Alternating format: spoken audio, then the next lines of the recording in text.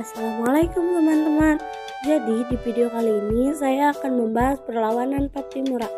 Yang pertama, pengertian perlawanan Pattimura. Perang Pattimura merupakan bentuk perlawanan masyarakat Maluku dalam melawan penjajah. Maluku merupakan daerah yang kaya dengan rempah-rempah. Maka dari itu banyak bangsa lain yang datang ke Maluku untuk berdagang. Seiring berjalannya waktu, kehadiran bangsa lain ternyata membuat kehidupan masyarakat Maluku terganggu, terutama dalam tatanan ekonomi. Lalu bagaimanakah kronologis perlawanan rakyat Maluku dalam mengusir penjajah? Simak penjelasan berikut ini. Pada Mei 1817, rakyat Maluku mulai membuat beberapa pertemuan untuk membahas strategi dan konsep perlawanan terhadap Belanda. Dalam pertemuan 14 Mei 1817, rakyat Maluku mengangkat sosok Thomas Matulaishi yang merupakan bekas tentara Korps Ambon sebagai pemimpin pergerakan dengan sebutan Kapten Pattimura.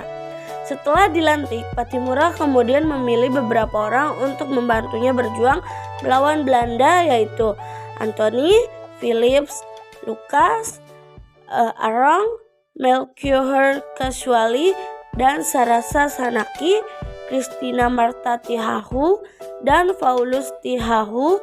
Pada 15 Mei 1817, operasi penyerangan pos-pos dan benteng Belanda di Saparua dimulai oleh Kapten Pattimura bersama Philips, Lucas, dan pasukannya. Latar belakang perlawanan Pattimura. Semakin diperketatnya kebijakan monopoli perdagangan, pelayaran, hongi, dan kerja paksa yang membuat rakyat Maluku semakin menderita. Pemerintah kolonial berencana menghapus sekolah-sekolah di desa dan memberhentikan guru untuk menghemat anggaran. Rakyat dipaksa menyediakan garam, ikan asin, dan kopi-kopi bagi kapal perang Belanda yang berlabuh di Ambon. Menurunkan harga hasil bumi, sementara pembayaran cenderung ditunda-tunda. Adanya paksaan bagi para pemuda untuk menjadi serdadu Belanda di luar Maluku. Adanya permasalahan dalam peredaran uang kertas yang menggantikan uang logam, sehingga semakin mempersulit kehidupan rakyat. Adanya sikap arogan dan sewenang-wenang dari Presiden Saparua Pendenbring. Itulah beberapa hal yang menyebabkan terjadinya perang di Maluku melawan Belanda di Saparua. Perang berlangsung hingga Agustus 1817, di mana Pattimura menggunakan strategi dengan melakukan gerilya. Melihat gigihnya perlawanan rakyat Saparua, Belanda terus mendatangkan bantuan dari berbagai daerah. Dengan adanya bantuan itu, Pattimura yang awalnya unggul mulai terkepung.